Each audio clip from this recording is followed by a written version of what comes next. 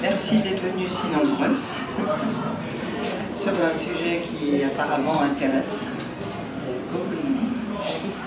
Donc, je vous présente Yves Cazot, qui travaille depuis 2 ans chez AXA. AXA, il va nous en dire un peu plus, mais bon, il y a des anciens de Bouygues Télécom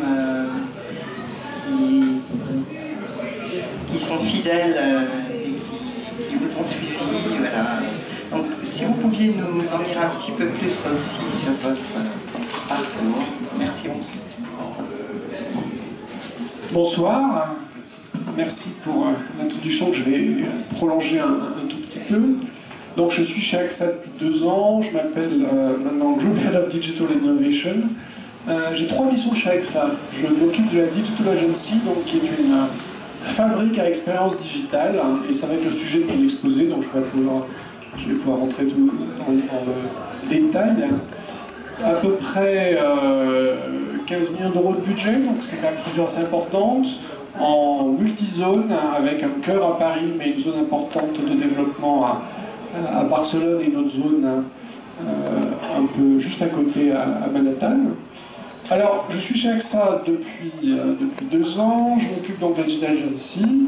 J'ai aussi 2 autres fonctions qui sont plutôt des fonctions plus, régaliennes de coordination et de stratégie, une sur la partie IT, donc je suis Digital IT, et une sur la transformation digitale. Alors, comme cela a été dit, je viens de 13 ans de Bouygues Télécom, et avant ça, de 20 ans de Bouygues, et encore avant ça, j'étais aux États-Unis à Belcore. Et le thème commun, c'est que moi, je fais de l'innovation logicielle depuis très longtemps. Dont je vais vous parler, c'est du Lean Startup. Alors, le Lean Startup, c'est quelque chose que j'ai découvert pendant que j'étais à Bouygues Télécom en train de faire des box. Donc, on a mis en place progressivement. C'est un long journey, c'est un long voyage, le Lean Startup. Mais quand je suis arrivé chez AXA, je me dis, tiens, il y a quand même des choses qui marchent bien et on va continuer. Donc là, je vais vous parler du Lean Startup V2 pour moi. C'est la 2e mouture, c'est la mouture AXA. Et je vous ai cité deux livres. Le premier, le Leader écrit, qui est un peu le livre fondateur, dont j'ai fait la préface de l'édition française, et Running Lean de H. Moria, qui est un guide, un how-to, comment faire du Lean Startup, qui est aussi un livre que je recommande. Alors, je vais suivre 3 parties, qui sont finalement les 3 étapes de ce qu'on fait. C'est assez facile à suivre. La première chose qu'on fait, c'est qu'on fait du design thinking. Le design thinking, ça existe avant le Lean Startup d'ailleurs, mais c'est vraiment la première partie, c'est de capturer. Alors il va y avoir beaucoup d'anglicismes, donc je vous présente des excuses à l'avance, de pain points, donc les points douloureux, les points névralgiques, ceux qui ennuient les futurs clients ou les consommateurs, et aussi toujours un autre anglicisme, le define the job to be done, c'est-à-dire capturer justement ce qu'il faut faire. Donc, qu'est-ce qui ne va pas, qu'est-ce qu'on peut apporter. La deuxième partie, une fois qu'on sait ce qu'on va apporter au client, c'est de le réaliser. Et là, alors un des mots-clés du Lean Startup, c'est le minimum viable product. Donc ça, c'est une idée importante. On va passer un peu de temps dessus.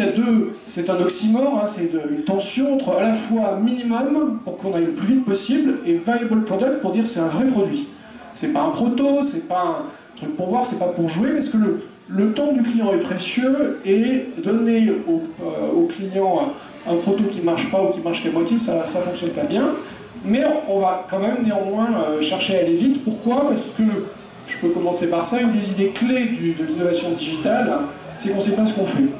Et je dirais, je vais passer plus de temps à vous expliquer un peu mon aventure, les points de progression, mais ce qui est bien expliqué dans le livre d'Eric Ries, c'est qu'on démarre avec des assumptions, des idées un peu préconçues, et plus on est expérimenté dans le digital, plus on en a des bonnes, mais quoi qu'il arrive, alors c'est mon expérience de 15 ans dans les services à Bouygues Télécom, quoi qu'on fasse, on se trompe ou une partie de la valeur, on va la découvrir en regardant les clients s'en servir. Et l'intérêt du minimum viable product, c'est d'aller le plus vite possible dans ce contact, d'où mon petit résumé, c'est aller rencontrer les clients là où ils sont et apprendre de leur expérience. C'est ça le but du minimum viable product. Et puis il y a une 3e approche, une 3e partie.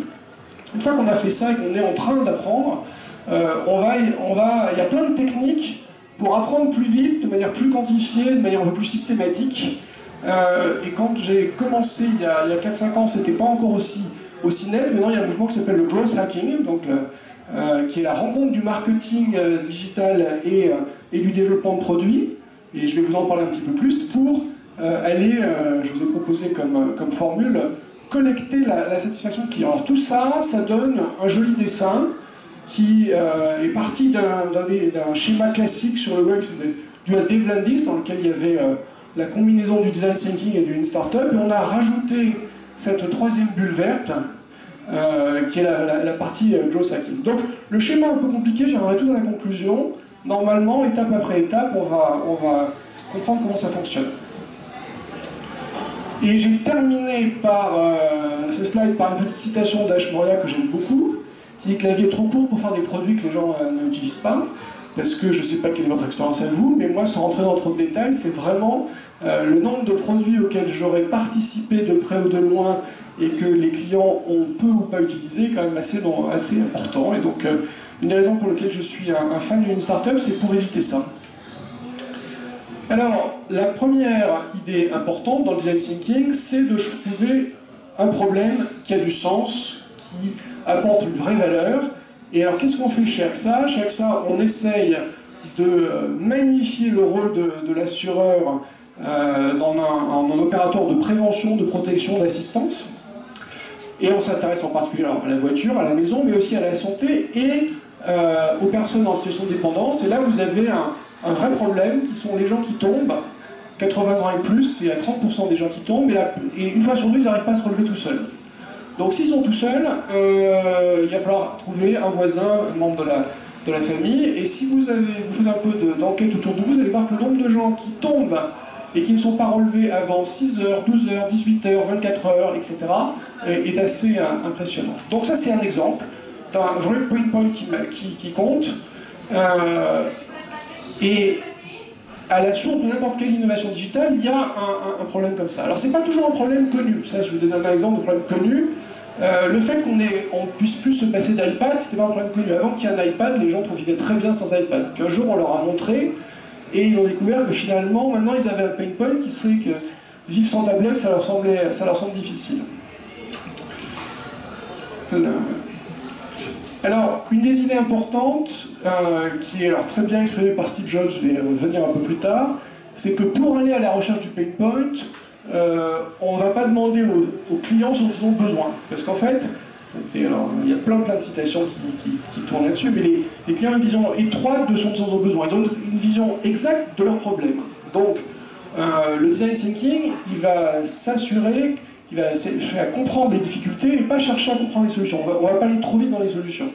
Et je vous ai cité le livre d'Ash Maurya, une des idées clés du livre à retenir, c'est qu'il faut vraiment comprendre le problème avant de foncer sur la solution.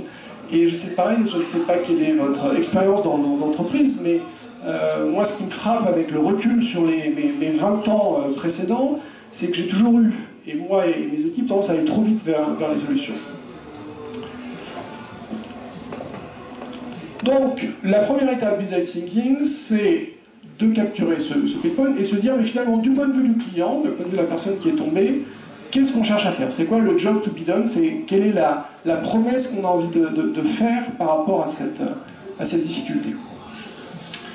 Alors, la recherche de ces points névralgiques, de ces pain points, est intéressante parce que ça forme une grande histoire confuse, l'ensemble des difficultés clients.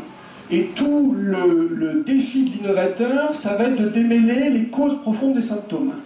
Et une des premières raisons pour lesquelles on fait des applications qui servent à rien ou des services qui servent à rien, c'est quand on va trop vite sur la première douleur. Et puis en fait, on ne cherche pas à comprendre le pourquoi. Alors je ne sais pas quelle est votre culture Lean ou Toyota, mais dans la culture Lean, il y a une idée assez géniale de Taiichi Ohno disant quand on a un problème, on va se poser 5 fois la question pourquoi. Donc par exemple, le truc est en retard. Mais pourquoi il est en retard? Parce que le camion avait une panne. Mais pourquoi le camion avait une panne? Parce que le budget maintenant, ça a été réduit. Pourquoi il était réduit, etc.